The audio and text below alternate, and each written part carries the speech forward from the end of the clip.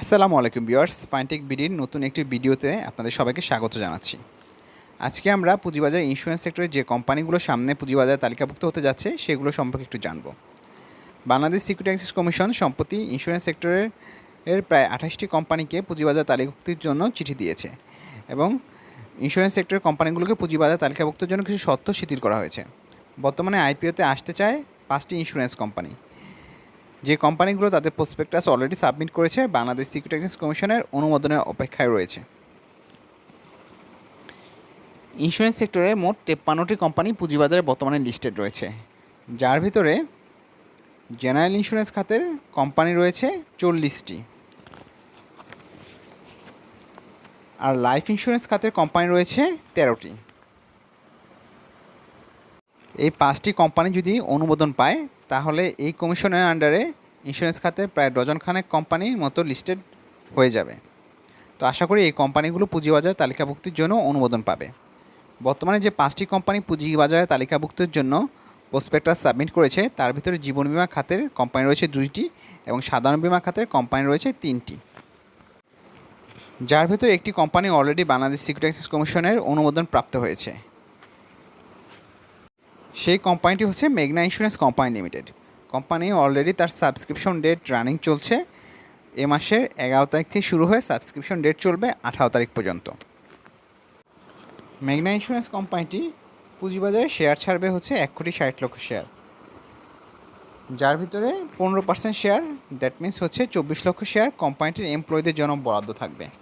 কোম্পানিটির issue manager হিসেবে কাজ করছে Asian tiger capital investment limited এবং প্রাইম ব্যাংক ইনভেস্টমেন্ট লিমিটেড এবং ইসিবি ইনভেস্টমেন্ট লিমিটেড। কোম্পানিটির অথরাইজ ক্যাপিটাল হচ্ছে 100 কোটি টাকা, পেইড আপ ক্যাপিটাল হচ্ছে 24 কোটি টাকা এবং কোম্পানির ব্যবসা শুরু করে 1996। পুঁজিবাজার তালিকাভুক্তির অপেক্ষায় রয়েছে ইন্স্যুরেন্স খাতের Islamic commercial insurance company limited. কোম্পানিটি 1999 সালে তার ব্যবসা শুরু করে। কোম্পানিটির শেয়ার ছাড়বে হচ্ছে 2,62,61,106টি। কোম্পানিটির অফার প্রাইস হচ্ছে 10 টাকা এবং যার মাধ্যমে কোম্পানিটি 20,26,11,060 টাকা পুঁজিবাজার থেকে উত্তোলন করবে। লাইফ ইন্স্যুরেন্স খাতের অন্যতম কোম্পানি ট্রাস্ট ইসলামী লাইফ ইন্স্যুরেন্স কোম্পানিটি পুঁজিবাজার তালিকাভুক্তির জন্য প্রসপেক্টাস সাবমিট করেছে। কোম্পানিটির ইস্যু ম্যানেজার হিসেবে কাজ করছে বিএমএসএল ইনভেস্টমেন্ট লিমিটেড।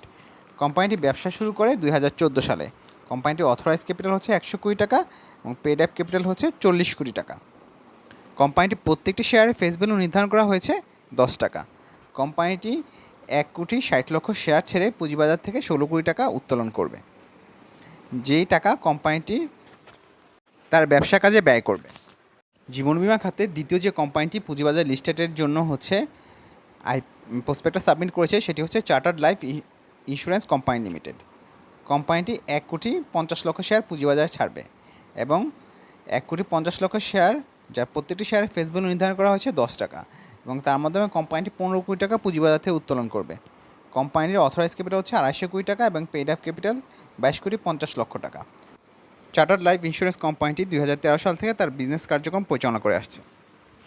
সর্বশেষ ইন্স্যুরেন্স খাতের company Sikder insurance company limited পুঁজিবাজার তালিকাভুক্তির জন্য প্রসপেক্টাস সাবমিট করে, যার কোম্পানিটি 1,60,00,000 শেয়ার পুঁজিবাজারে ছাড়বে, যার প্রত্যেকটি শেয়ারের ফেস ভ্যালু নির্ধারণ করা হয়েছে 10 টাকা এবং পুঁজিবাজার থেকে কোম্পানিটি 16 কোটি টাকা উত্তোলন করবে।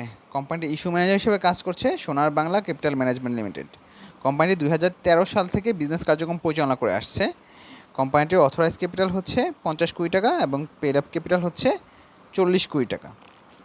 তো এই ছিল আমাদের আজকের ভিডিওটি ভালো লাগলে অবশ্যই লাইক কমেন্ট শেয়ার করবেন এবং অবশ্যই চ্যানেলটি সাবস্ক্রাইব করবেন। আপনারা যখন লাইক কমেন্ট শেয়ার করেন এবং চ্যানেলটি সাবস্ক্রাইব করেন তখন কিন্তু আমরা আরও নতুন নতুন ভিডিও বানানোর জন্য অনুপ্রেরণা পাই।